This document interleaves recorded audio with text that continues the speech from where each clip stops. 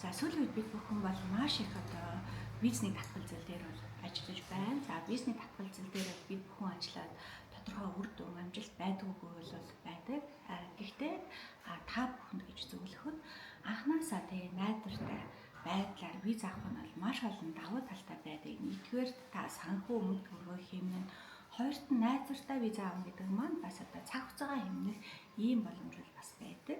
За мөн одоо яг нэгэн талаас ингэж татгалзал авсан бол бас дараагийнхан визийг нь бол бас найдвартай авна гэдэг маань бас маш одоо хэцүү одоо чаленж бас байдаг. Тэгэхээр заавал та тэр рүү орохгүйгээр найдвартай алтхаасаа өмнө бас одоо найдвартай байдлаар виз аваарай гэж та бүхэндээ зөвлөж байна. За ялгаа ер нь визийн татгалзал би одоо ми санхүү одоо өндөр хэмжээнд би найдвартай виз авнаа гэдэг байдлаар хүмүүс маш их одоо визний талаар мэдээлэл байхгүй өрөөсгөл ойлголттой байдгаас болоод татгалздаг. Тэгэхээр одоо ингэж заавал алтхаасаа өмнө алдаж байж заавар маадэр ирэх бас шаардлага байдаггүй. Тэгэхээр өмнө нь бас ирж зөвлөгөө мэдээлэлээр авах юм бол виз авах магадлал маань төдий чинээ бас одоо өндөр байдаг гэдгийг та бүхэндээ бас сануулж хэлье.